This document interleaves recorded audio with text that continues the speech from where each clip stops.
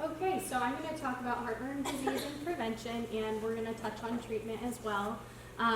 If you guys have ever worked in a small animal hospital, you've probably already been debriefed on this pretty thoroughly, but figured it was a good thing to talk about, especially when we're talking about managing animal health.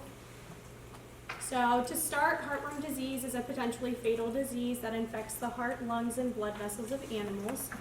The most common host is dogs, and that's what we're really going to focus on throughout the presentation.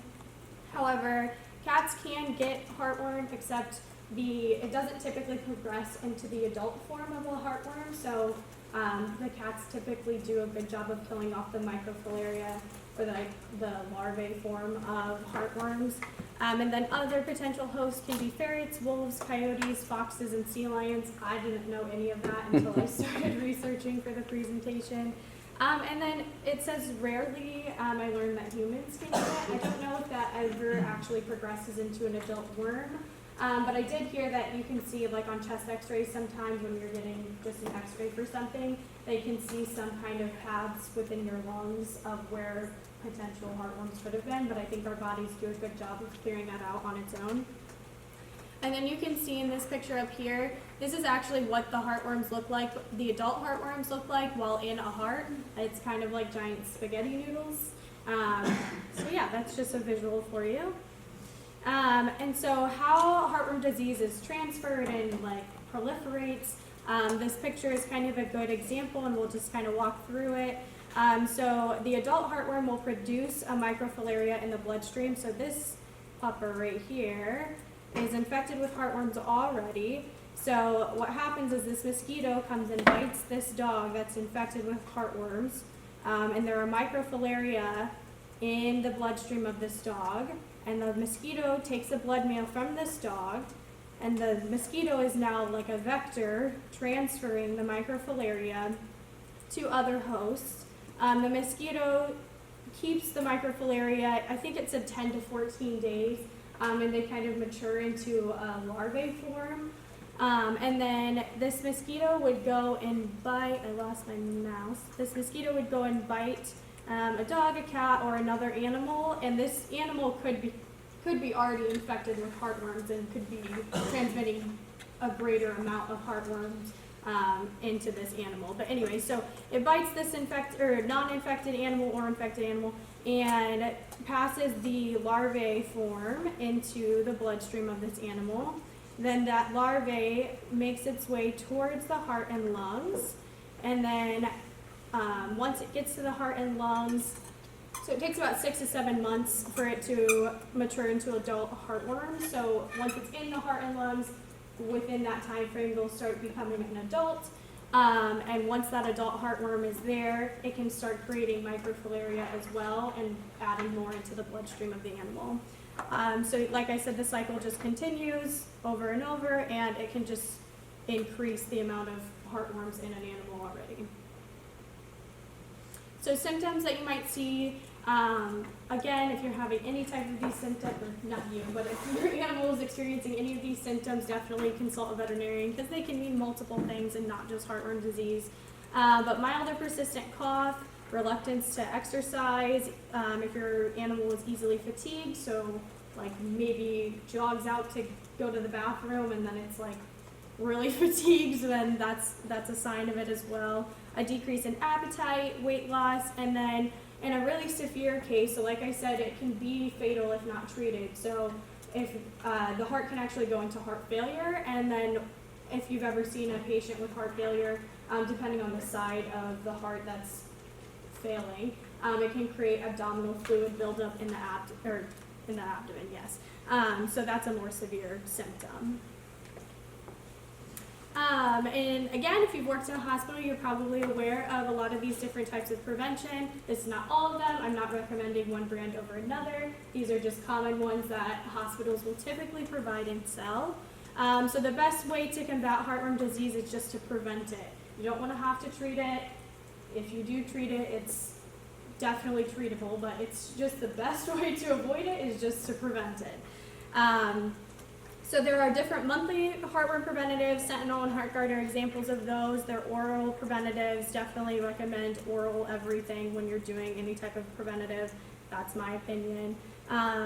Or there's a 6-month preventative, which I have not had much experience with this because it was off the market for some time, and I think hospitals are still just now starting to get it back in and use it.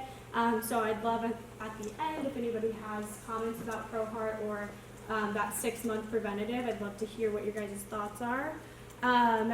Another way to kind of monitor and prevent heartworm disease is doing annual testing on your dog.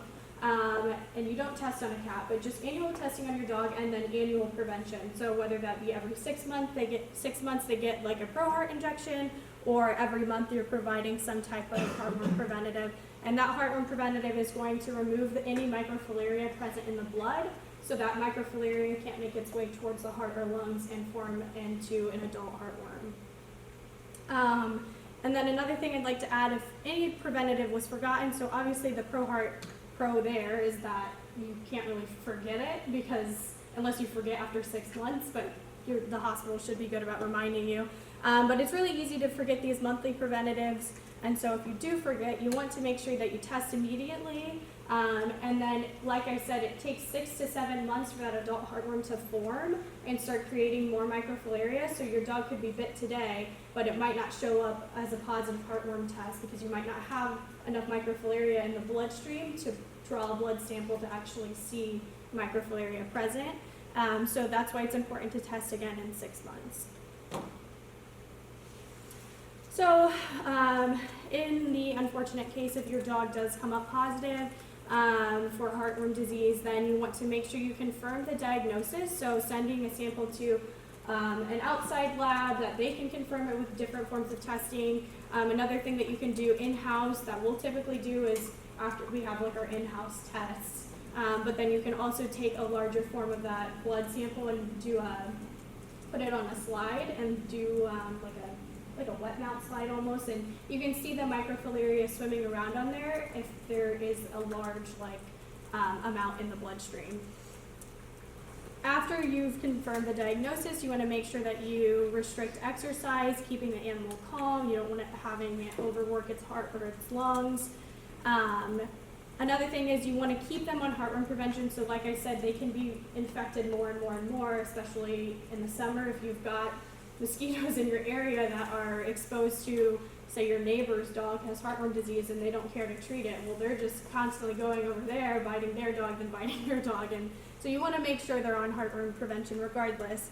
However, there can be adverse side effects by providing a heartworm preventative to a heartworm positive dog. So we've always done it at the hospital that I worked at, that the first heartworm preventative administration for a heartworm positive dog, we do in-house and do monitoring throughout the whole day just to make sure that the dog is okay and handling the medication all right. We also will treat with doxycycline and prednisone. The doxy will be used as an antibiotic to prevent infection of, so there's a bacterium within the heartworm that can cause an additional infection to the animal that you want to treat with doxycycline to make sure that that just doesn't happen. We don't want more on our plate. And then prednisone we're going to use to reduce the inflammation within the heart and lungs, because when the heartworms start dying off, then that can cause inflammation in those areas, and you don't want that to add to your problem already. And then for that full-on treatment to remove the adult heartworms, there's a drug called melarsamine. This drug's very expensive, so a lot of the heartworm treatment cost is due to this drug. I'm not sure if there's other brands, if this is just like a generic drug, I'm not entirely sure. I just know that depending on the size of the dog, say if you have a giant mastiff, you're going to need a lot of this drug, and it's going to be pretty expensive. We had a newfie this summer come in, and it was like $3,000 to treat the dog because he was so large. So that drug will be injected, and again, that said, like, depending on the patient's specific protocol, the doctor might do things a little bit differently, but what you're going to do is inject it once, 30 days of rest, and then you'll do the second and third injections a day apart. And then after the treatment is complete, you want to retest in 6 months just to make sure that all of the microfilaria are gone and yeah, so obviously if the adult heartworm are gone, then there's no more microflaria being produced and circulating throughout the bloodstream. And those are my sources. Let's do a soft round of applause for Audrey. Questions? Comments? So the clinic I work at, we actually use like ProHeart 6 and ProHeart 12. So now there's like a 12-month one. Okay. That like just came out, yeah. But it's actually cheaper than the oral. That's what I've heard. Yeah, I have heard that. especially for the really small dogs because it's based off of weight, and then the really big dogs. So yeah, it kind of just depends. But our clinic, we use it like almost more than we do the oral right. anymore. But Yeah. it's I know that one of the problems with, like, at least our hospital, the reason why we weren't sure to give it or not, because I think that the drug, after you mix it, it has a short yeah. So half-life or it's only something. like a month. But Yeah. we do so many that it's like it's not a really problem. easy to like. Good, Yeah. good. Yeah, Because there's it a lot of seems choices. ideal. Yeah. Because, I mean, I feel like people do frequently forget to give that monthly, and Yeah. sending a monthly reminder to everybody is kind of excessive. But sending a 6-month reminder is like, Yeah. hey, come in, get a checkup, whatever at It's that really time. nice, like with the 12 now, because you know, like a Your yearly annual, exam. right. Yeah. Right, Yeah. that's That's perfect. interesting, yeah. I mean, progress is being made, but it's amazing. Mhm. Years ago, when I first moved to Indiana, now see, first of all, you know, I'm from Minnesota, North Dakota. We never did heartworm prevention, because if you look at a map, it's not very, the red means like Indiana is like in the hotbed. So when I moved here, then we did heartworm, but the recommendation then, it was like some, I can't remember what drug it was, but I'm not sure if it was a daily pill or a monthly, I can't remember. Anyway, they said once it freezes, stop doing the preventative. 2 of my dogs came up heartworm positive, and this was, the vet clinic goes, and they've had other cases like that, this was way back then. Now it's don't stop. Yeah. A lot of times what we'll tell people is when they're like, well, why, I mean, there's no mosquitoes in the winter, but you don't know for sure when the mosquitoes go away, and especially in Indiana where you have like this random Indian summer in the middle of December, you Yeah, never know what's you never going to know. come out in that time. And I have proof that the mosquitoes can come out in December and January. You know how you get those funky days where it's 50 or something? And we have woods. When I walk out in the woods in a January day that's warm and sunny, I see mosquitoes flying around. Because it's there, like, they don't know that it's Right. winter. So, yeah, the stop in the winter time is not a good recommendation. And then at that time, I think it was more of a cyanide type drug to get rid of it. So they both lived through it, but they were too positive. And I always did I wonder if it wasn't monthly, but I cannot remember. It was long enough ago. But yeah, I've had 2 dogs, never since, but yeah. Okay, if you're still presenting, stay. If you want to hear what people are talking about, stay. I know some of you might have a class, whatever. We'll let everybody leave, and then we'll start in about 2-3 minutes with Sam.